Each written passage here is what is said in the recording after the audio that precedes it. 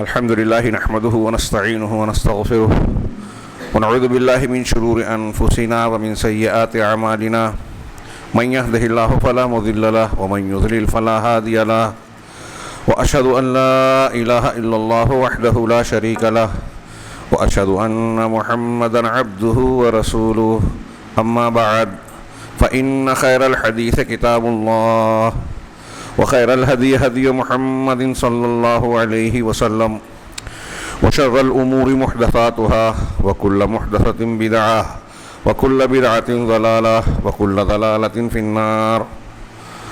أعوذ بالله من الشيطان الرجيم. بسم الله الرحمن الرحيم. أم حسبتم أن تدخلوا الجنة ولما يأتكم مثل الذين خلوا من قبلكم مستهم البأساء والضراء وزلزلوا حتى يقول الرسول والذين آمنوا معه متى نصر الله ألا إن نصر الله قریب. محترم حاضرین، ہم میں کا ہر شخص جو حالات پہ تھوڑی سی بھی نظر رکھتا ہے وہ یہ بات بخوبی جان رہا ہے، مشاہدہ کر رہا ہے کہ حالات ہر روز سخت سے سخت تر ہوتے جا رہے ہیں. عمومی طور سے پوری دنیا مسائل و مصائب سے گھرتی جا رہی ہے، اور اس میں بطور خاص مسلمانوں کے لیے خطرات سنگین سے سنگین تر ہیں. جو کچھ ہو رہا ہے ہم فلسطین میں دیکھ رہے ہیں، اس کے علاوہ دنیا کے دوسرے ممالک میں، خود ہمارے اپنے ملک میں یہ بہت ہی سخت ہے. بعض چیزیں ایسی ہیں جو رونما ہو چکی ہیں، ہم لوگ جھیل رہے ہیں، اس سے گزر رہے ہیں. بعض ایسی ہیں جو منصوبوں میں ہیں، جیسے پچھلے دنوں ایک عالمگیر ملک گیر تحریک چلی NRC اور CAA کے خلاف. اس وقت جو مقاصد تھے ابھی وہ ختم نہیں ہوئے، قانون کی حیثیت سے وہ پاس ہو چکے ہیں. خطرے منڈلا رہے ہیں، اس سلسلے میں دھمکیاں دی جا رہی ہیں. ہمارے ہاں لوگ تبصرے کرتے ہیں کہ اس کا نفاذ اگرچہ مشکل ہے، لیکن موجودہ صورتحال ہم دیکھ رہے ہیں. مندر مسجد کا مسئلہ، ایک نئی مسجد کے تعلق سے جو صورتحال بنتی ہوئی نظر آ رہی ہے، اور دوسرے قانون بنائے جا رہے ہیں، آئین سازی جو ہو رہی ہے. پھر ملک میں جو طاقتور طبقہ ہے، حکمراں طبقہ ہے، وہ مسلمانوں کو کیا خاطر میں لائے. ایک آدمی ایک الزام میں گرفتار ہوتا ہے، بار بار اس کی ضمانت کے لیے سنوائی بھی ملتوی ہوتی ہے، اور ان سے متعلق بڑے بڑے سنگین جرائم کا آدمی جو ہے چھوٹ جاتا ہے. میں ان واقعات کا تذکرہ نہیں کرنا چاہتا ہوں، صرف آپ کی توجہ مبذول کرنا چاہتا ہوں کہ ایسے میں یہ سنگین خطرہ ہم پر منڈلا رہا ہے.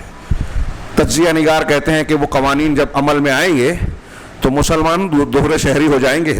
یہ ہم اس وقت بہت کچھ بیان کیا گیا کہ NRC کے تحت مسلمانوں کے پاس کاغذ نہیں ہے تو غیر ملکی قرار دیا جائے گا کہ ہندوستان کے نہیں ہیں.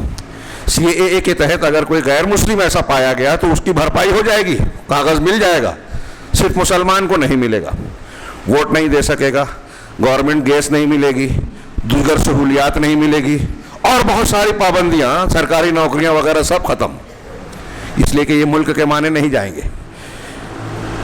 یہ اگرچہ جس انداز میں معاملہ چل رہا ہے، لیکن رام مندر کے افتتاح کے بعد لوگوں کا، تجزیہ نگاروں کا کہنا ہے کہ اس طرف معاملہ تیزی سے جا رہا ہے. ایسے اور بھی خطرات ہیں، معاملات ہیں جو ہم پر تلوار لٹک رہی ہے، آنکھوں سے لوگ دیکھ رہے ہیں. اور ایسا نہیں ہے کہ لوگوں کو معلوم نہیں ہے. مسلمانوں میں جو لوگ جانکار ہیں ان میں فکر مندی ہے، بہت سے لوگوں میں دہشت ہے. اب کئی واقعات ہوتے ہیں، مسلمان جان چکے ہیں کہ ہم ایک طریقے سے بے بس ہیں، اور یہ بات ملک کی اکثریتی طبقے بھی جانتے ہیں، ان کی اپنی تگ و دو جاری ہے. لیکن ان سارے معاملات میں ہمیں اور آپ کو یہ معلوم ہونا چاہیے کہ ایسے حالات، ایسی مخالفت یا سنگینی یہ تاریخ میں یا مسلمانوں کے لیے پہلی مرتبہ نہیں ہے. اس سے زیادہ سخت حالات ہیں. جب یہ کہنا بھی کہ میں مسلمان ہوں، جب صرف کلمے کا اظہار کرنا، اشہد ان لا الہ الا اللہ، یہ لوگوں کو دعوت دینا تھا کہ ہم پر حملہ آور ہو جائیں. ابو ذر غفاری نے کعبہ میں نہ کلمہ پڑھا، لوگوں نے اتنا مارا کہ لہو لہان ہو گئے. ایسے حالات، یہ میں نے ایک مثال دی، ایسے بہت سے آئے. ہاں اصحاب الاخدود کا واقعہ کچھ مہینہ 2 مہینہ پہلے شاید میں نے اس پر خطبہ دیا تھا، وہ واقعہ آپ جانتے ہیں ہاں، کہ صرف اسلام کو قبول کرنے سے بڑے بڑے گڑھے کھدوا کر آگ لگا کر اس میں جھونک دیا گیا۔ یہ حالات ہمیشہ سے ہوتے رہے ہیں، اور قرآن و حدیث پر ایمان رکھنے کی صورت میں ہمیں اس سلسلے میں زبردست رہنمائی اور ہدایت حاصل ہے۔ میں آج کے خطبے میں بڑا مختصر وقت ہوتا ہے، لمبا چوڑا تجزیہ کرنے میں وقت زیادہ ہو جاتا ہے۔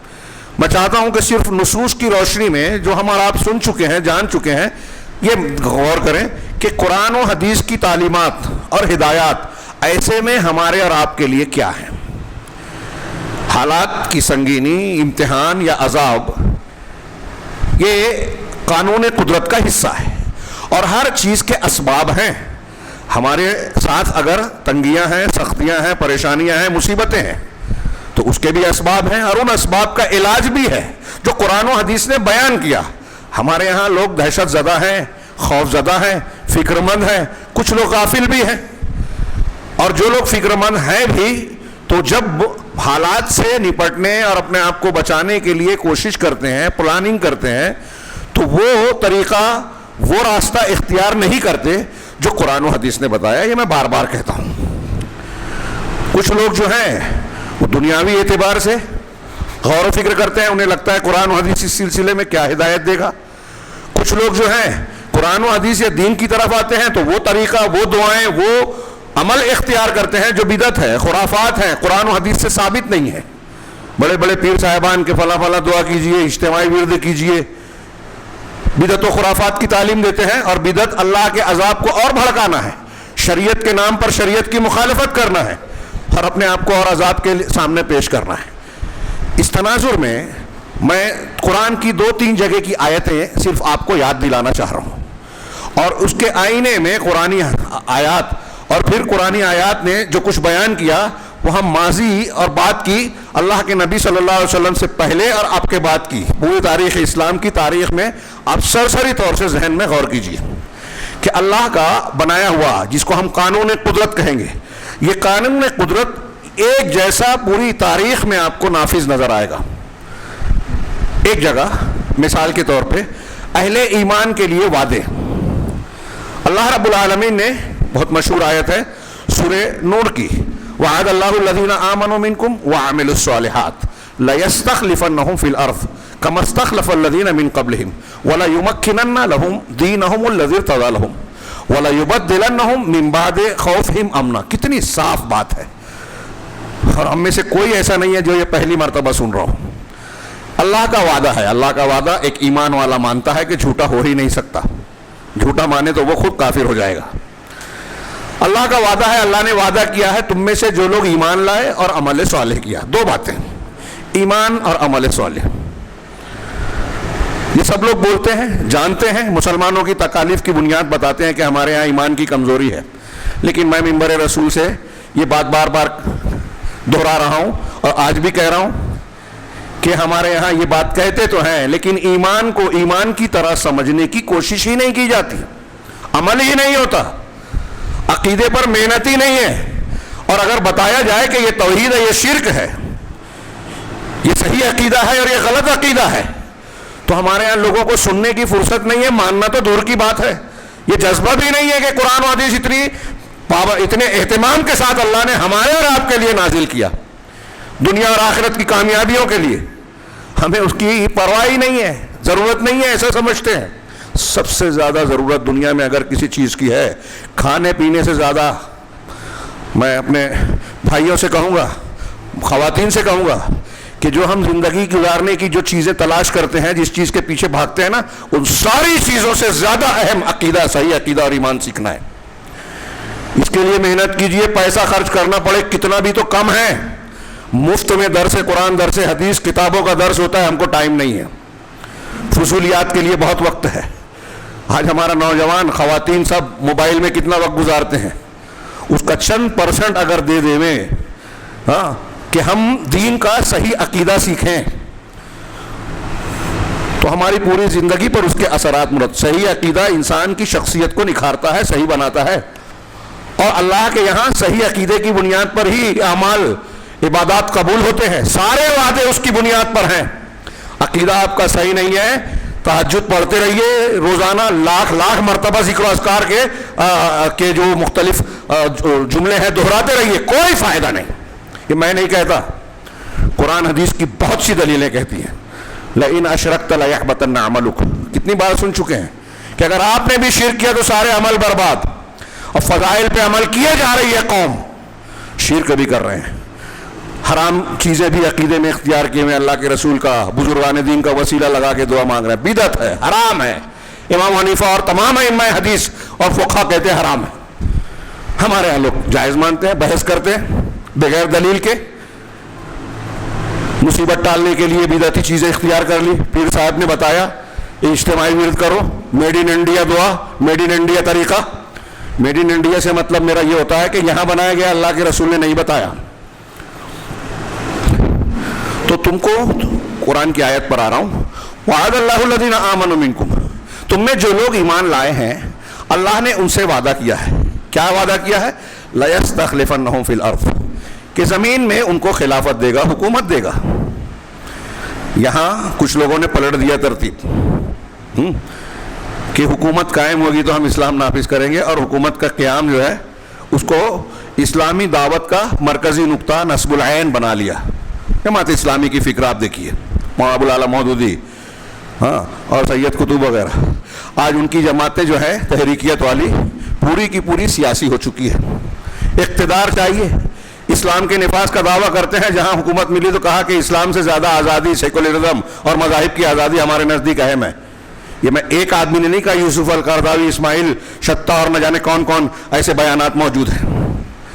اسلام کو اقتدار حاصل کرنے کا راستہ بنا لیا اور پوری تشریح ہی غلط کر دی دین کی، حکومت کے قیام کے لیے ساری عبادات کو تابع بنا دیا، جبکہ اللہ قرآن میں کہہ رہا ہے کہ ایمان اور عمل صالح ہوگا تو اللہ حکومت دے گا۔ عمل صالح کون سا ہوتا ہے؟ آپ اور ہم جو کریں، مولوی صاحب بتائیں، پیر صاحب بتائیں، خواب میں دکھائی دے، وہ عمل صالح، وہ عمل صالح نہیں ہے۔ جو رسول اللہ صلی اللہ علیہ وسلم نے بتایا، اخلاص کے ساتھ نبی کے طریقے پہ کیا جائے، وہ عمل صالح ہے۔ یہ کبھی نہیں بھولنا چاہیے۔ آپ کے اندر کتنا بھی اخلاص ہے، لیکن سنت کے خلاف آپ کو یہ عبادت کر رہے ہیں، بدعت ہے بدعت۔ ہر جمعہ میں اللہ کے رسول کہتے تھے ہر بدعت گمراہی ہے، آپ کہہ رہے ہیں بدعت سے ثواب ملے گا، مصیبت ٹلے گی۔ کیسے ممکن ہے کہ آپ کے رسول اللہ صلی اللہ علیہ وسلم کی بات مخالف ہو اور دونوں صحیح ہو؟ ہو ہی نہیں سکتا۔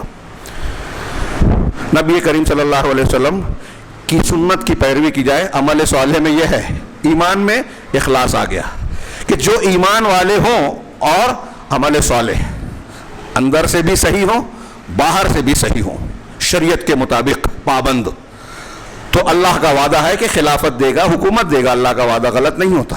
جس وقت کے قرآن کی آیت نازل ہوئی، مسلمان بڑے کمزور تھے، پریشان حال تھے، دشمنوں کے نرغے میں تھے، لیکن یہ وعدہ کیسے پورا ہوا؟ نبی کریم صلی اللہ علیہ وسلم کے زمانے ہی سے فتوحات کا سلسلہ شروع ہوا۔ غزوہ احزاب کے بعد مسلمانوں نے اقدام جو شروع کیا تو حضرت ابوبکر صدیق، عمر فاروق، عثمان غنی اور پھر بعد میں حضرت علی اور معاویہ کے دور تک چلتا رہا۔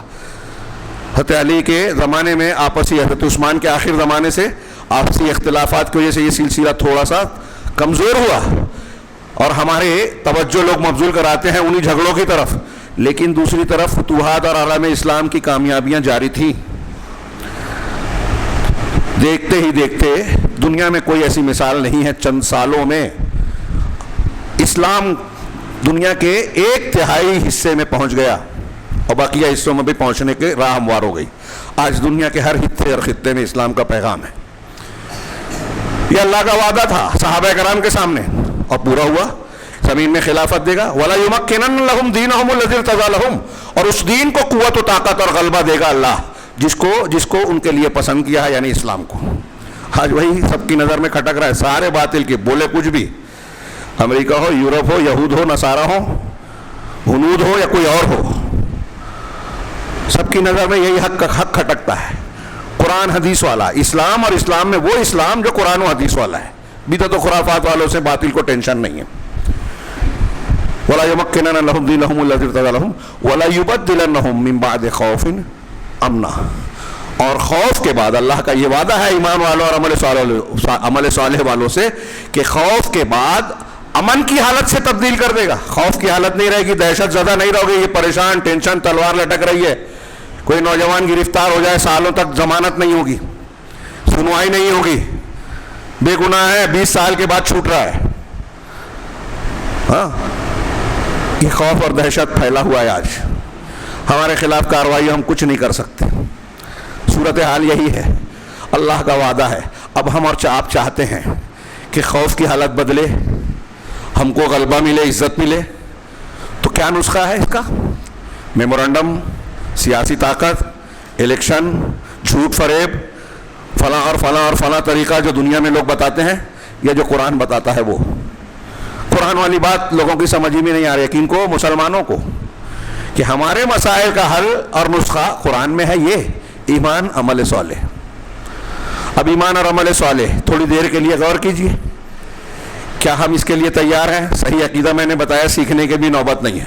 لوگ مسلکوں پہ چلنا چاہتے ہیں, اپنے مولوی پر اندھا بھروسہ کر لیا, پیر صاحب پر بیعت کر لیا, اب اس کے بعد قرآن حدیث دیکھنے کو تیار نہیں. کوئی صحیح غلط بتا رہا ہے, کوئی پرواہ نہیں, اعتماد ہے اندھا. دنیا کے سارے مذاہب والے یہی کرتے ہیں.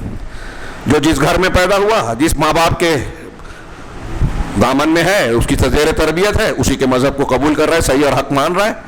یہی ہم بھی کر رہے ہیں. اور اس کے نتیجے میں بدعت و خرافات کوئی بتاتا ہے, غیر مسلم کو یہ ایجنڈا دیتا ہے, ہم اس پر عمل کرنے لگتے ہیں اور سمجھتے ہیں صحیح چل رہے ہیں. یہ قرآن کی ایک آیت. دوسری آیت یہ اجتماعی ہو گئی, انفرادی طور سے سورہ نحل کی مشہور آیت, من عمل صالحا من ذکر او انثى وهو مؤمن فلنحيينه حیاتا طیبہ ولنجزینہم اجرہم باحسن ما كانوا يعملون. مشہور آیت آپ سنتے ہیں کہ تم میں سے جو نیک عمل کرے, من عمل صالحا من ذکر او انثى, وہ مرد ہو یا عورت, من عمل صالحا من ذکر و انثى وهو مؤمن, اس حال میں کہ وہ مومن ہو. شرط دیکھیے, ایمان والا ہو, عمل صالح کرے, مرد ہو یا عورت ہو. ایمان جس میں عقیدہ آ گیا, عقیدہ ارکان ایمان, ارکان اسلام, عمل صالح ظاہر میں اس پر سارے تقاضوں پر عمل کرنا. وہی بات جو سورہ نور کی آیت میں.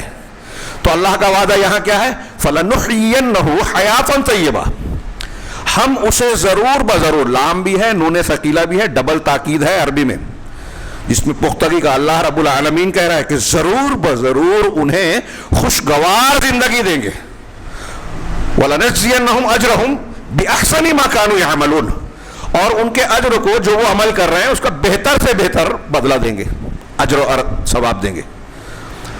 کیا ہماری زندگی حیات طیبہ خوشگوار زندگی ہے؟ سمپل بات جو میں نے تمہید بیان کی, کوئی نہیں کہہ سکتا. اس کا مطلب یہ اللہ کا وعدہ غلط بھی نہیں ہے, تو نتیجہ ہمارا عمل عمل صالح نہیں ہے, ہمارا ایمان صحیح ایمان نہیں ہے. قرآن کی آیت کہہ رہی ہے, اس آئینے میں ہم اپنے آپ کو دیکھیں. یہ اللہ کے دو وعدوں والی آیت میں نے پیش کی, اور بھی نصوص ہیں قرآن و حدیث میں, وقت نہیں ہے, کہ اگر ایمان عمل صالح ہوگا تو اللہ زندگی اچھی دے گا. آخرت کی کامیابیاں اپنی جگہ, دنیا کا بھی وعدہ ہے, اچھی زندگی دے گا آپ کو اور ہم کو, عزت دے گا, حکومت دے گا, خوف کے بدلے امن ہوگا. یہ دو آیتوں کے تناظر میں آیا سامنے. اب اس کے بالکل مخالف دو آیتیں وعیدوں کی دیکھ لیں, یہ وعدے کی ہے. اللہ کی دھمکی کی بھی دو آیتیں دیکھیں. اللہ رب العالمین نے ایک جگہ فرمایا, من اعرض, سورہ طٰہٰ کی مشہور آیت, من اعرض عن ذکری فإن له معیشة ضنکا, کہ جو میرے ذکر سے اعراض کرے گا. ذکر کا یہاں وسیع معنی ہے, صرف سبحان اللہ الحمدللہ کہہ لینا سنت یا بدعت کے طریقے پہ یہ معنی نہیں ہے. جو لوگ فضائل بتا کے الٹے سیدھے عمل بتاتے ہیں, وہ عمل صحیح نہیں کر رہے ہیں.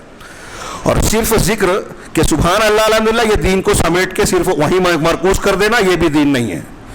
کہ آپ بہن کا حق مار لیں, ظلم کریں, ہاں مظلوم ہے ایک آدمی, آپ دیکھ کے خاموشی سے گزر جا رہے ہیں, لوگوں پر زیادتی ہو رہی ہے, چپ ہیں, آپ برائی سے روک سکتے ہیں, نہیں روک رہے ہیں, اور سبحان اللہ الحمدللہ پڑھ لے, سارے مسئلے حل ہو جائیں گے. یہ دین کی بہت غلط تعبیر اور غلط سمجھ ہے. ذکر کا معنی پوری شریعت کی پابندی. اللہ یاد ہوگا, اللہ کا ذکر جب کریں گے تو اللہ کو یاد کر رہے ہیں, اور اللہ یاد ہوگا تو اللہ تبارک و تعالیٰ کے اصول, ضابطے, احکامات بھی یاد ہوں گے. جب اللہ یاد ہوگا تو آپ حرام کام نہیں کریں گے, اللہ یاد ہوگا تو آپ سودی لین دین نہیں کریں گے, اللہ یاد ہوگا تو آپ زنا نہیں کریں گے, چوری چھپے بھی, گندی چیزیں نہیں دیکھیں گے. اللہ یاد ہوگا تو اللہ کا مقام کسی غیر اللہ کو نہیں دے سکتے, شرک کرے نہیں سکتے. اللہ یاد ہوگا تو رسول کا حق کسی امام کو, پیر کو اور فلاں کو نہیں دیں گے, نفس کی خواہشات کے پیچھے نہیں جائیں گے. اللہ کہہ رہا ہے ومن اعرض عن ذکری, جو میرے ذکر سے اعراض کرے, میری شریعت کی پابندی نہ کرے, کترا جائے. ہم اور آپ کترا رہے ہیں کہ اس کی طرف متوجہ ہیں, غور کیجئے. ٹائم نہیں ہے قرآن حدیث سمجھنے کا, وقت نہیں ہے دین سیکھنے کا, عقیدہ صحیح کیا ہے جاننے کا, غلط کیا ہے سمجھنے کا, سنت کیا ہے, بدعت کیا ہے. کوئی مولوی صاحب بیان کر رہے ہیں, مولویوں کا تو یہی کام ہے. مولوی آپ کی خیرخواہی چاہ رہے ہیں جو بیان کر رہے ہیں, صحیح اور غلط, حق اور باطل, پوری قوم اور ملت کے لیے خیرخواہ ہیں. اللہ کے انبیاء جو کام کرتے تھے, یہ اگر مومنین اپنی ذمہ داری, اہل علم اگر اپنی ذمہ داری سمجھ کر وہ کام کر رہے ہیں تو نبیوں کا کام کر رہے ہیں, وارثین انبیاء ہیں. ہم اس کو سمجھتے ہیں بیکار کام کر رہے ہیں. تو اللہ رب العالمین نے فرمایا کہ جو میرے ذکر سے اعراض کرے گا, کترائے گا, ومن اعرض عن ذکری فإن له معیشۃ ضنکا, اس کے لیے تنگ زندگی, تنگ گزران ہوگا, سختی. وَنَحْشُرُهُ يَوْمَ الْقِيَامَةِ أَعْمَى, اور قیامت کے دن اسے اندھا بنا کر اٹھائیں گے.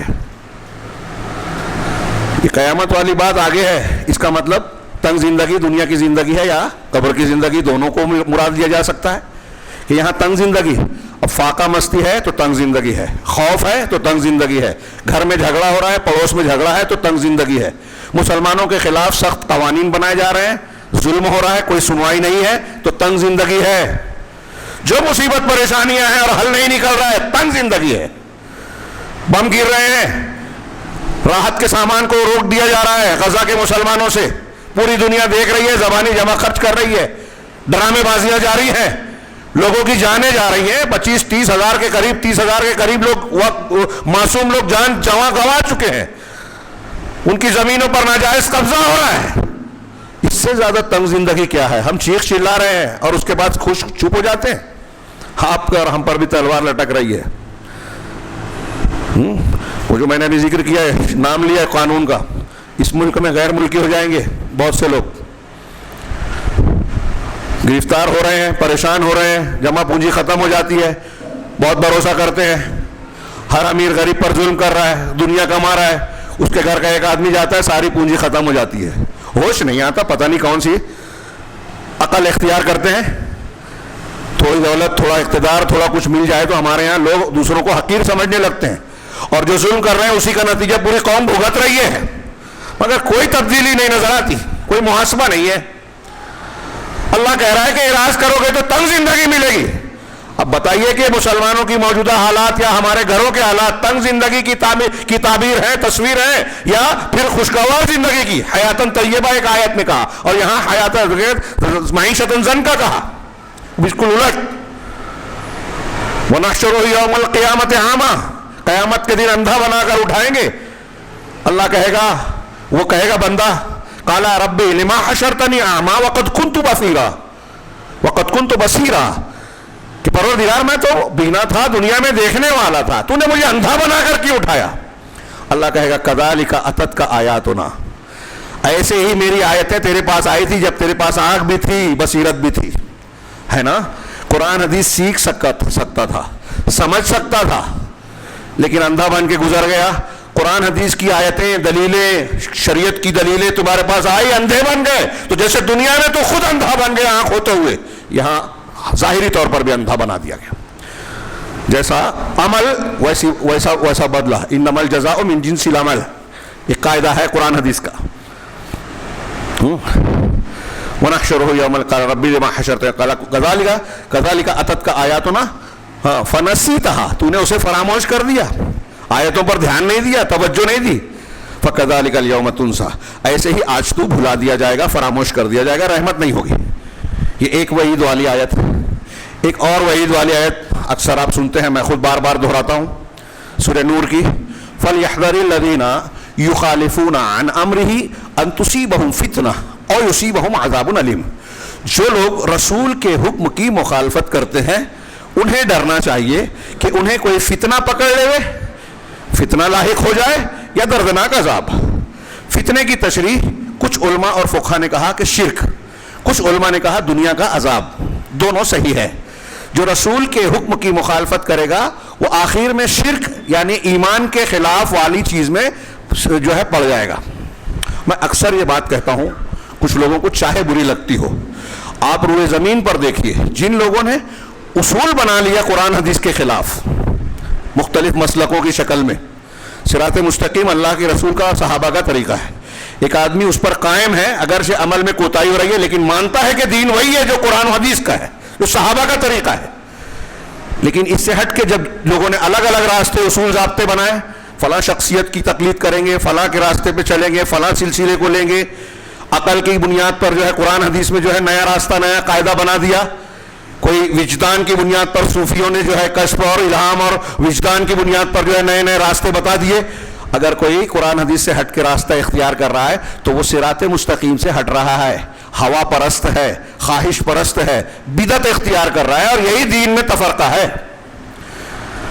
तो जो लोग ऐसे उसूल इख्तियार करते हैं, आप देख लीजिए रूए ज़मीन में जितने मसलक हैं अहलुल हदीस को छोड़कर, मिंबर रसूल से कह रहा हूँ, अला वजहिल बसीरा कह रहा हूँ, हर जगह आपको कहीं किसी ना किसी शक्ल का शिर्क जरूर मिलेगा। आज नहीं करते कल करते, हर जगह शिर्क मिलेगा आपको।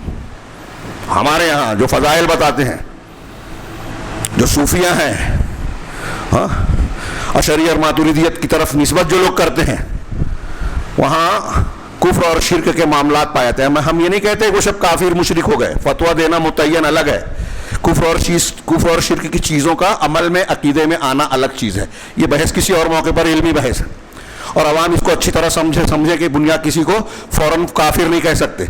ये काम कुफ्र है ये कहना और फला कुफ्र है ये कहना, दोनों में ज़मीन और आसमान का फ़र्क है। कभी कभी आदमी कुफ्र का अमल करके भी काफिर नहीं होता, ये मैंने कई मरतबा दुरूस में बयान किया, फिलहाल मौका नहीं।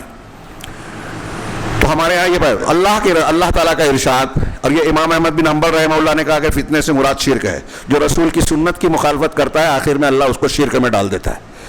बुराई का एक बुरा नतीजा ये है कि और बुराइयों में अल्लाह डाल देता है, तौफीक ये देता है कि बुराई के रास्ते पे चल पड़ता है। फलम्मा ज़ागू अज़ाग़ अल्लाहु क़ुलूबहुम, कुरान में कई जगह है, फी क़ुलूबिहिम मरज़ुन फ़ज़ादहुमुल्लाहु मरज़ा, उनके दिलों में बीमारी है तो अल्लाह ने बीमारी को और बढ़ा दिया, रोग और बढ़ा दिया। फलम्मा ज़ागू, जब वो टेढ़े हुए, अज़ाग़ अल्लाहु क़ुलूबहुम, तो अल्लाह ने उनके दिलों को और टेढ़ा कर दिया।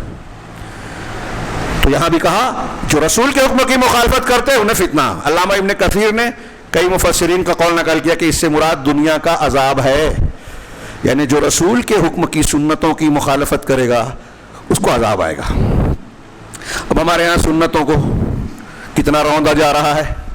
सुन्नत से मुराद सिर्फ यही नहीं है मिसवाक करना, सीधी करवट सोना, सीधे हाथ से खाना, ये तो मुस्तहब्बात हैं। सबसे बड़ी सुन्नत अकीदे में है, तौहीद पर कायम रहना, अल्लाह के सिवा किसी और से इस्तिआदा, फरियाद तलब करना, पनाह मांगना, दुआ मांगना जायज़ नहीं है, शिर्क है। तो रसूल का तरीका, अकीदे में भी रसूल का तरीका इख्तियार किया जाए। हमारे यहाँ आज देखें अहलुल हदीस के अलावा किसी का अकीदा दुरुस्त नहीं है। मैं फतवे नहीं दे रहा हूँ, उसूल की बुनियाद पर गुफ्तगू कर रहा हूँ। अहले तसव्वुफ हमारे हिंदुस्तान में अशरी और मातुरीदी का अहनाफ कहते हैं, हम अशरी मातुरीदी हैं।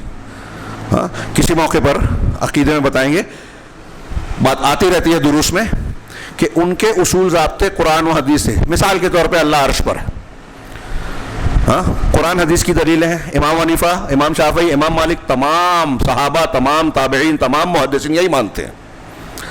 अशरी मातुरीदी नहीं मानते, सूफिया नहीं मानते, अल्लाह हर जगह है बोलते हैं, और हमारे यहाँ बहुत से लोग बोलते हैं, समझते ही नहीं है, छोटी मोटी बात नहीं है ये। वहदतुल वजूद का अकीदा सूफिया हमारे यहाँ मानते हैं, जो हिंदुओं का अकीदा है, जो यूनानी फलासिफा का कौल है, कुरान हदीस नहीं है, कुरान हदीस के बिल्कुल खिलाफ है, बल्कि अहले इल्म का बयान है और बिल्कुल सही है कि दुनिया का सबसे बड़ा शिर्क और कुफ्र है। डॉक्टर असरार साहब हमारे यहाँ वहदतुल वजूद का बयान करते हैं और हमारा नौजवान उनके बारे में सवाल करता है क्या बोलेंगे उनके बारे में। ارے جو وحدت الوجود بیان کر رہا ہے اس کو فوراً اس کو کھانچا مار کے چھوڑ دینا چاہیے. آپ کو اپنی فکر کرنی چاہیے. جن کے ہاں عقیدے میں یہ تسامح اتنا خطرناک معاملہ ہے, ان کے درست کو سن کے آپ ہدایت پائیں گے. عوام کو ایسی چیزوں سے گریز کرنا چاہیے. ہندوستان میں ہمارے یہاں بڑا تسامح ہے. عربوں میں آپ کتابیں پائیں گے کہ عرب علماء لکھتے ہیں کہ فلاں عالم کی تقریر وقریر نہ سنیں, فلاں کتابوں سے بچیں. کتابیں ہیں میرے پاس موجود ہے, کتب حذر منها العلماء, ایسی کتابیں جس سے علماء نے منع کیا ہے کہ اس کو نہیں پڑھنا چاہیے, اور ہمارے یہاں وہی پڑھیں گے قرآن حدیث چھوڑ کے. بحث چل رہی ہے بردر سے, مرزا علی انجینئر سے اور فلاں سے سننا چاہیے کہ نہیں, اس پہ وقت کھپا رہے ہیں. جو متنازع ہے, جن کی کچھ کئی گمراہیاں سامنے آ چکی ہیں کہ وہ شیعیت پھیلاتے ہیں. صحابہ کرام کے تعلق سے اہل سنت کا جو متفقہ عقیدہ ہے اس کے خلاف بولتے ہیں, پھر بھی ہمارا نوجوان پگلایا ہوا ہے, ایسے منحرف لوگوں کی باتیں سنتا ہے, ان کا فالوور بنتا ہے, لائک کرتا ہے. ہاں تو آپ رسول کے حکم کی مخالفت کر رہے ہیں کہ نہیں کر رہے ہیں؟ دین کو کھلواڑ بنا رہے ہیں اور اللہ سے امید کرتے ہیں مدد کی. ہر سطح پر یہ ہو رہا ہے. رسول کے حکم کی مخالفت اس آیت کے آئینے میں خالی دیکھیں, مسلمانوں کا مسئلہ سمجھ میں آ جائے گا. صرف اس ایک آیت کے کیوں پریشان ہے؟ ہم رسول کی بات ماننے کو تیار ہی نہیں ہے. عقیدہ جو رسول کا تھا وہ ہم نہیں مان رہے ہیں. ہمارے امام, ہمارے بزرگ, ہمارے فلاں, ہمارے ماں باپ, رسول نہیں. ہاں رسول سے محبت کرتے ہیں, کلمہ پڑھتے ہیں, لیکن رسول کا عقیدہ نہیں مانتے. عبادت اللہ کے رسول نے کہا نماز ویسے پڑھو جیسے مجھے دیکھا. اب مولوی صاحب بتائیں کہ سنت کا یہ طریقہ ہے, سنت سے یہ ثابت ہے. سامنے والا کہتا ہے کہ ہاں مانتا تو ہوں کہ یہ حدیث ہے, سنت ہے, لیکن ہمارا مسلک ایسا نہیں ہے. تو آپ سنت کی مخالفت کر رہے ہیں کہ نہیں مسلک کے نام پہ؟ سمپل بات بول رہا ہوں, ایک دم واضح. ہاں کتنے لوگ ہیں ہمارے ہاں جو نہیں مانتے یا جن کو شک ہے, ابھی جو چھوڑ دیجئے, جو مانتے ہیں کہ یہ اللہ کے رسول کی سنت ہے لیکن ہمارے مسلک کے خلاف ہم نہیں عمل کریں گے. تو جان کر رسول اللہ صلی اللہ علیہ وسلم کی مخالفت کا, تو رسول سے زیادہ اونچا مسلک کو دے دیا مقام, امام کو دے دیا مقام, تو رسول کی مخالفت کر رہے ہیں کہ نہیں کر رہے ہیں؟ قرآن حدیث کتنا کہتا ہے رسول کی مانو؟ کوئی ایک آیت اور حدیث بتائیں کہ رسول کے خلاف فلاں کی مانو. قرآن کہتا ہے, حدیث کہتی ہے کہ اگر رسول کو چھوڑ کے آپ حضرت عیسیٰ اور موسیٰ کی بات مان لیں, اللہ کے رسول کی سنت کو چھوڑ دے تو گمراہ ہو جائیں گے. وہ بھی آ جائیں تو رسول کی بات مانیں گے. حضرت عیسیٰ علیہ السلام آئیں گے قرب قیامت میں, اللہ کے رسول کی سنتوں پر عمل کریں گے. ان کی شریعت منسوخ ہو چکی, مقام نبوت ہے لیکن شریعت ان کی نہیں ہے. بہت اچھی طرح دماغ میں رکھیں. تو میں یہ عرض کر رہا ہوں کہ قدم قدم پہ ہمارے یہاں رسول کی مخالفت ہے. سنت جاننے کی بنیاد ہی نہیں ہے, بس لوگوں کو گولی دے دی جاتی ہے. ارے ہمارے امام کو ہم سے زیادہ سمجھتا تھا, تو وہ حدیث کو جانتے تھے نا, پھر بھی عمل نہیں کیا, اس کا مطلب ان کے نزدیک کوئی اور دلیل رہی ہوگی. بس اس گمان پر آپ حدیث کو چھوڑ دیں. انا للہ و انا الیہ راجعون. ایسے غلط گمان کی بنیاد پر کتنی حدیثوں کو رد کر دیا گیا, چھوڑ دیا گیا. حنفیت, شافعیت, مالکیت, حنبلیت, چشتیت, قادریت, نقشبندیت اور نہ جانے کون کون سی سلسلے ہیں جن کی بنیادوں کو اختیار کر لیا گیا. رسول کی مخالفت دھڑلے سے کر رہے ہیں, مسلمان بھی ہے. اشہد ان محمد رسول اللہ, رسالت سے محبت کا دعویٰ, اور اچھا وہ اعلان بھی یہ کرتے ہیں کہ ہم رسول سے محبت کر رہے ہیں. جو رسول کی بات مان رہے ہیں ان کو کہتے ہیں گستاخ ہیں. اللہ کے رسول شافع محشر ضرور ہے, سید المرسلین رحمت للعالمین صاحب کوثر ہیں, لیکن اللہ نہیں ہے. اب جو لوگ رسول کو اللہ سے ملاتے سمجھتے ہیں تو محبت کر رہے ہیں. نہیں, آپ اللہ کے رسول کے دشمن ہیں, اللہ کے دین کے دشمن ہیں, اللہ کی توہین کر رہے ہیں شرک کر کے. رسول کو جب اللہ سے مناتے ہیں, ہمارے یہاں اشعار چلتے ہیں دیوبندی بریلیوں میں کہ امت پہ بڑا وقت کڑا ہے, اے اللہ کے رسول آ کے مدد کیجئے, پناہ مانگتے ہیں. کیا دیوبندی, کیا بریلوی, کیا فلاں اور کیا ڈھما. کچھ لوگ اس پر بولتے ہیں, یہ اختیار کیا ہے. کچھ اگر مانتے بھی تو کہتے ہیں بولو مت, حکومت قائم کرنا ہے, اتحاد ہونا چاہیے. تو کوئی فاتحہ پڑھے کہ نیاز کرے, نہ شرک کرے کہ نہیں کرے, سب ایک ہو جاؤ. کون سا دین ہے؟ شرک کرنا اور شرک کو دیکھ کر چپ رہنا, پھر اسلام قائم کرنے کی بات کر رہے ہیں. جب آپ شرک سے لڑنے کی ہمت نہیں کرتے, حکومتوں سے کیا لڑیں گے؟ باطل سے کیا لڑیں گے آپ؟ انبیاء کرام کو دیکھیے کبھی شرک سے سمجھوتا نہیں کیا، گھر چھوڑ دیا، وطن چھوڑ دیا، باپ چھوڑ دیا. حضرت ابراہیم کے واقعہ ہمیشہ پڑھتے ہیں. وقت زیادہ ہو رہا ہے، میں نے کہا تھا کہ میں صرف آیت اور اسی آیت کی روشنی میں بات کر رہے ہیں، یہ وعید والی دوسری آیت، اور اس پر غور کیجئے کہ جو لوگ رسول کے حکم کی مخالفت کرتے ہیں عقیدے میں، عبادت میں، نماز روزہ حج زکوٰۃ میں، ہاں ہر جگہ معاملہ ٹیڑھا ہے ہمارے یہاں. نماز یا تو پڑھتے نہیں ہیں، پڑھتے ہیں تو سنت کے مطابق نہیں پڑھتے، یا اخلاص نہیں ہے، کوتاہیاں ہیں. زکوٰۃ دکھاوے کی دیتے ہیں، اپنی پسند سے دیتے ہیں، اپنے طریقے پہ دیتے ہیں، یا کچھ لوگ دیتے ہی نہیں ہیں، یا ہیلے بہانے اختیار کرتے ہیں کہ زکوٰۃ سے بچنے کے فقہاء اور علماء نے یہ طریقے بتائے ہیں، اس طرح بچ جائیں. زکوٰۃ فرض ہونے سے پہلے پراپرٹی خرید لو اور بچ جاؤ زکوٰۃ دینے سے. حالانکہ اس میں بھی تفصیل ہے، میں نے ابھی درس میں بیان کیا کل پرسوں. تو جو لوگ رسول کے حکم کی، یہ ساری مخالفتیں ہیں، اور پورا دین جو قرآن و حدیث ہے وہ رسول کا طریقہ ہے. دین کے کسی بھی ثابت شدہ امر کی کوئی مخالفت کرتا ہے وہ اس آیت کے مصداق بنتا ہے کہ جو رسول کے حکم کی مخالفت کرتا ہے انہیں ڈرنا چاہیے کہ انہیں فتنہ یا دردناک عذاب آ پکڑے. علامہ ابن کثیر نے اقوال نقل کر کے بتایا کہ فتنے سے مراد دنیا کا عذاب اور دردناک عذاب آخرت کا. رسول کے حکم کی مخالفت ہوگی تو یہ ہوگا. وَجُعِلَ الذُّلُّ وَالصَّغَارُ عَلَى مَنْ خَالَفَ أَمْرِي، ایک حدیث کا ٹکڑا ہے کہ جو میرے حکم کی مخالفت کرے، سنت کے خلاف جائے گا، اس پر ذلت اور خاری مسلط ہو جائے گی مسلمانوں پر. یہ ایک جملہ رسول اللہ صلی اللہ علیہ وسلم کا دیکھ لیجئے، بس یہ کافی ہے ہمارے حالات کی سنگینی. وقت زیادہ ہو چکا. یہ ایک وعید کی میں نے دو وعدے کی آیتیں، دو وعید کی آیتیں پڑھی، اور ایک آیت جو میں نے پڑھی تھی جس پر تفصیلی گفتگو کرنی تھی لیکن بہت ہی سرسری موقع ہے، سرسری بات کا موقع ہے. سورہ بقرہ کی آیت نمبر 214 جا کے ضرور پڑھیں، آپ بہت مرتبہ پڑھ اور سن چکے ہیں.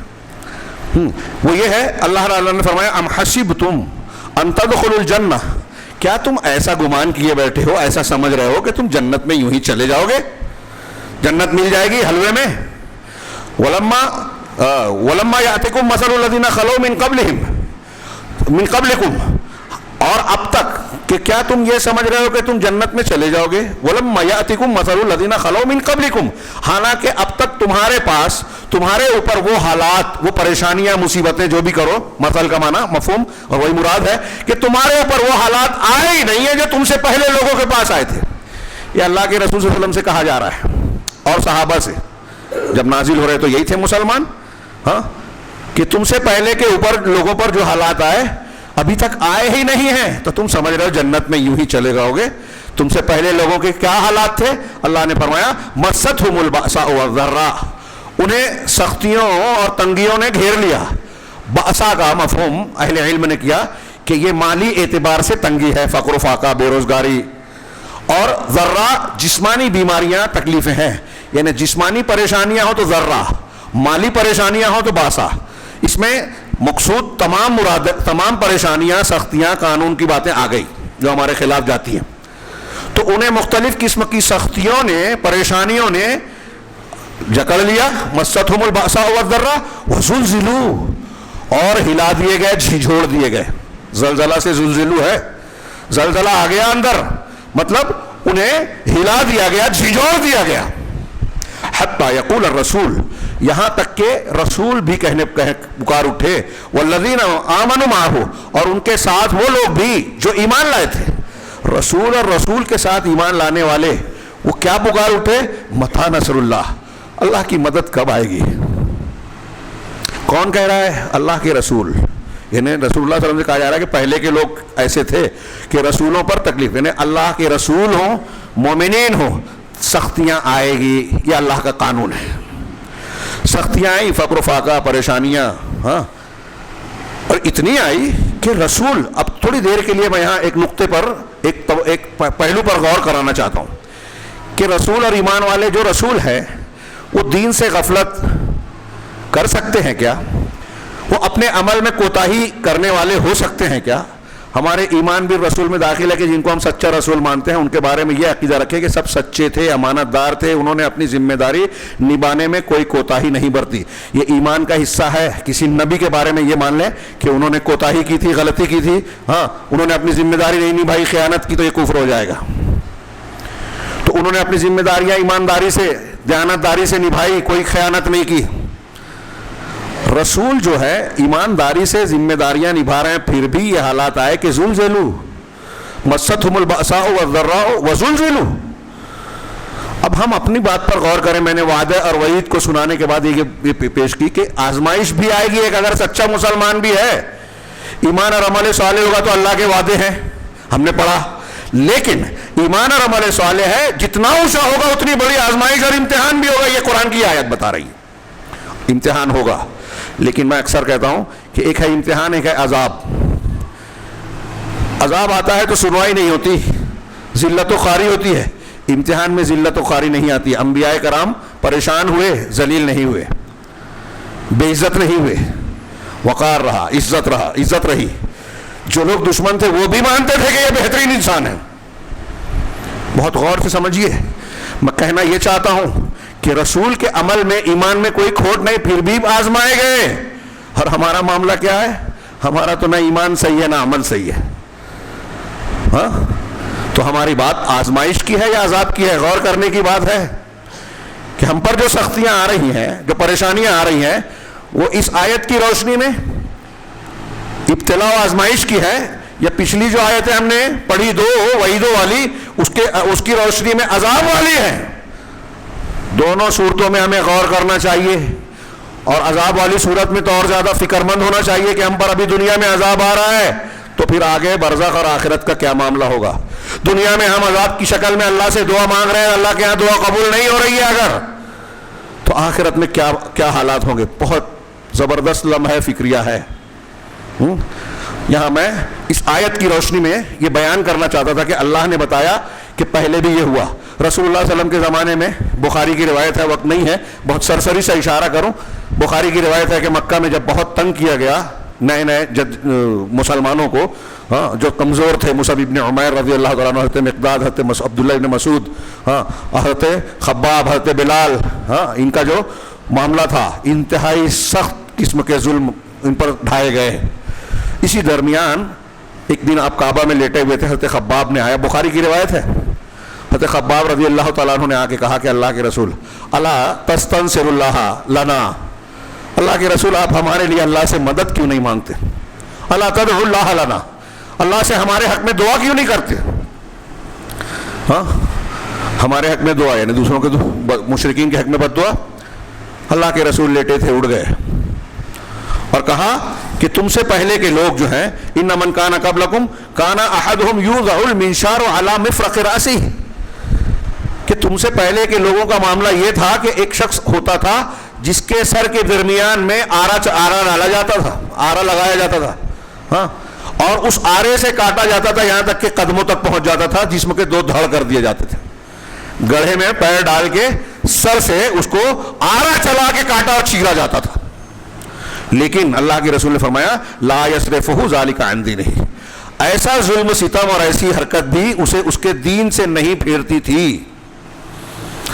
ہاں, ہمارے یہاں تھوڑا سا کچھ لالچ آ گیا, مسئلہ آ گیا, ہم بہن کا حصہ مار لیتے ہیں.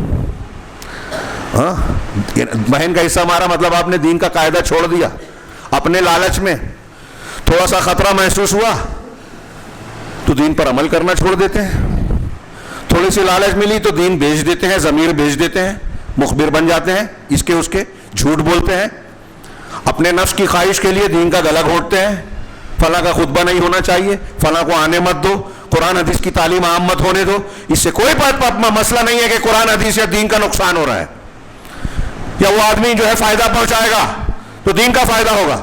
ہم ظلم کریں تو اللہ رب العالمین ہمارے اوپر ظالم کو ہی مسلط کرے گا نا. کذالک نولی بعض الظالمین بعضا بما کانوا, یہ قوم سمجھنے کو تیار ہی نہیں ہے.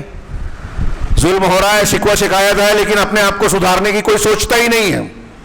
اور میں یہی آج کے خطبے کا حاصل بیان کرنا چاہتا ہوں کہ ان آیتوں اور ان اصولوں کی ہدایات کی روشنی میں ہم جائزہ لیں کہ مسلمانوں کے حالات سخت ہیں, ہم سب مان رہے ہیں.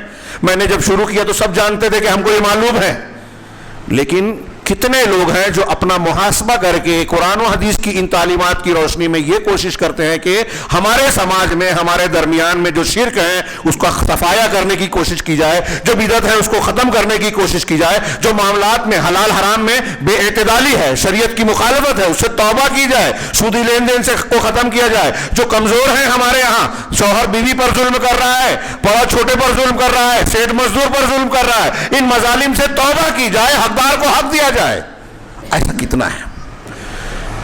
میں کہنا یہ چاہتا ہوں آج کے خطبے کا حاصل، حالانکہ بہت کچھ باقی تھا، آج کے خطبے کا حاصل یہ کہ اگر ہم کو اور آپ کو لگتا ہے ہم مصیبتوں میں ہیں گھرے ہوئے، ہمارے اوپر دشمن مسلط ہے، ان کے انتہائی سنگین اور شدید قسم کے منصوبے ہمارے خلاف کام کر رہے ہیں اور ہم ان سے بچنا چاہتے ہیں، اپنی مسجدوں کو، اپنے گھروں کو، اپنی آگے کی نسل کو، بال بچوں کو بچانا چاہتے ہیں، تو میمورنڈم، سیاسی طاقت، فلاں طاقت، فلاں احتجاج، یہ کچھ اسباب کہیں ہو سکتے ہیں، اس پر بحث ہو سکتی ہے، یہ ہو نہ ہو کوئی فرق نہیں پڑتا۔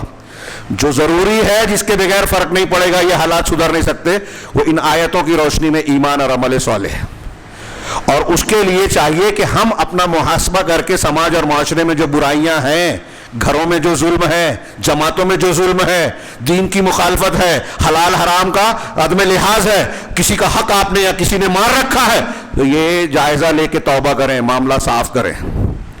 یہ لکھ لیجئے، منبر رسول سے کہہ رہا ہوں کہ جب تک ہم ایسا نہیں کرتے، شرک سے توبہ نہیں کرتے، بدعت و خرافات کو نہیں چھوڑتے، ہم پورے طریقے سے ختم نہیں کر سکتے، لیکن اپنے طور سے توبہ کر کے کوشش کر سکتے ہیں۔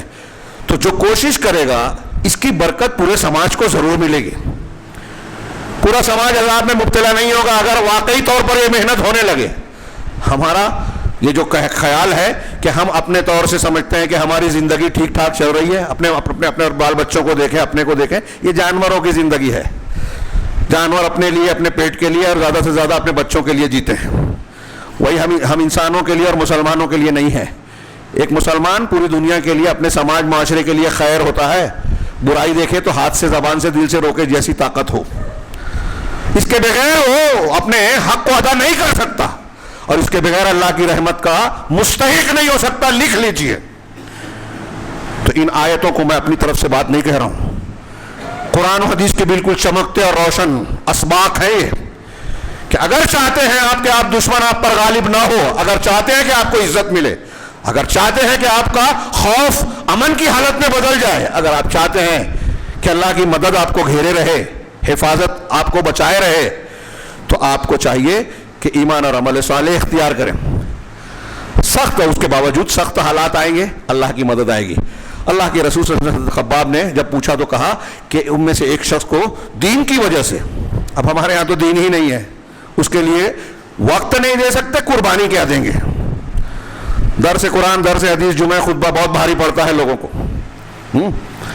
تو وقت نہیں ہے ہمارے پاس، ہم قربانیاں کیا دیں گے؟ کسی سے لڑیں گے کیا دین کے لیے؟ دعوت کیا دیں گے؟ کون یہ جھنجھٹ پالے؟ تو جب ہم کو دین کے لیے جھنجھٹ کا موقع نہیں ہے تو اللہ ہم کو کیوں مدد کرے گا؟ اللہ ہماری مدد کیوں کرے گا؟ تو آپ جھنجھٹ میں نہیں پڑھنا چاہتے، اللہ آپ کی مدد نہیں کرنا چاہتا۔ آپ نماز نہیں پڑھنا چاہتے، اللہ آپ کو ذمے میں نہیں رکھے گا۔ بالکل واضح چیز ہے۔ تو اللہ نے کہا، یہ میں کہنا چاہ رہا ہوں کہ رسول تو دین پہ تھے، پھر بھی آزمائشوں میں مبتلا ہوئے، صحابہ کرام دین پر تھے، اور ہم تو کتنی برائیاں کر رہے ہیں۔ غزوہ احد میں صحابہ نے ایک غلطی کی، کیسا نقصان پہنچا، پھر مسلمانوں پر کیسے کیسے حالات آئے۔ میں نے ابھی گزشتہ خطبوں میں رجی اور بیر معونہ کا واقعہ بیان کیا، دھوکے سے مسلمانوں کو قتل کیا گیا، اللہ کے رسول نے بد دعائیں کی، مہینہ بھر قنوت نازلہ پڑا۔ پھر غزوہ احزاب کا موقع، ہمارے حالات کی روشنی میں ساری قومیں اکٹھا ہو کے مدینہ پر حملہ کرنے کے لیے آئی، مسلمانوں کے حالات کیسے تھے؟ اپنا بچاؤ کرنے کے لیے خندق کھودنی پڑی، سامنے سے پیچھے سے دونوں طرف سے خطرہ۔ صحابہ کرام نے بھوک کے مارے پیٹ پر پتھر باندھے تھے، اللہ کے رسول صلی اللہ علیہ وسلم کے پیٹ پر 2 پتھر بندھے تھے، اسی غزوے کے درمیان کا واقعہ ہے۔ سوچئے تھوڑی دیر کے لیے وہ منظر، یہ سیرت رسول میں موقع کا غزوہ احزاب میں، اس پر میں نے خطبہ بھی دیا ہے انہی حالات کے تناظر میں، کہ کیسے حالات تھے سیرت میں، ہمارے سامنے سبق ہے۔ اور یہ جو کہا نا، یہ اس آیت میں کہا ہے کہ وہ زلزلے میں مبتلا ہو گئے، اللہ تبارک و تعالیٰ نے سورہ احزاب میں کہا، اذ جاءتکم من فوقکم، کیا ہے؟ احسب الناس ان یترکوا، اس سے پہلے ہے یہ جب تمہارے اوپر غزوہ احزاب میں جاءتکم من فوقکم ومن اسفل منکم واذ زاغت الابصار وبلغت القلوب الحناجر، یہ جو فوجیں لشکر آئے تھے تو اللہ نے اس کا نقشہ کھینچتے ہوئے کہ تمہارے اوپر سے تمہارے نیچے سے، یعنی شمال سے اور جنوب سے دونوں طرف سے فوجیں آئی، ہاں، اور جب نگاہیں ٹیڑھی ہو گئیں، دل کلیجے حلق کو آ گئے، ہاں، وبلغت القلوب الحناجر، دل جو ہے گلے میں آ گئے، وتظنون باللہ الظنون، اور تم اللہ پر طرح طرح کے گمان کرنے لگے، ہنالک ابتلی المؤمنون، اس وقت مسلمان جو ہے امتحان میں مبتلا ہوئے، آزمائے گئے، جانچے گئے، ہاں، وزلزلوا زلزالا شدیدا، اور بہت سخت طریقے سے جھنجھوڑ دیے گئے، پوری طریقے سے ہلا دیے گئے۔ صحابہ کرام کے حالت کا نقشہ اللہ نے کھینچا ہے، وَإِذْ يَقُولُ، یہ صحابہ کا معاملہ تھا لیکن دین پر قائم تھے، لیکن جو کمزور ایمان والے تھے یا روگ والے تھے، منافقین تھے، قرآن نے اگلے جملے میں کہا وَإِذْ يَقُولُ الْمُنَافِقُونَ وَالَّذِينَ فِي قُلُوبِهِم مَّرَضٌ مَّا وَعَدَنَا اللَّهُ وَرَسُولُهُ إِلَّا غُرُورًا، کہ اور جب منافقین اور وہ لوگ جن کے دلوں میں روگ تھا وہ یہ کہنے لگے کہ اللہ اور رسول نے جو کچھ وعدہ کیا تھا نا وہ بس دھوکہ تھا، فریب تھا۔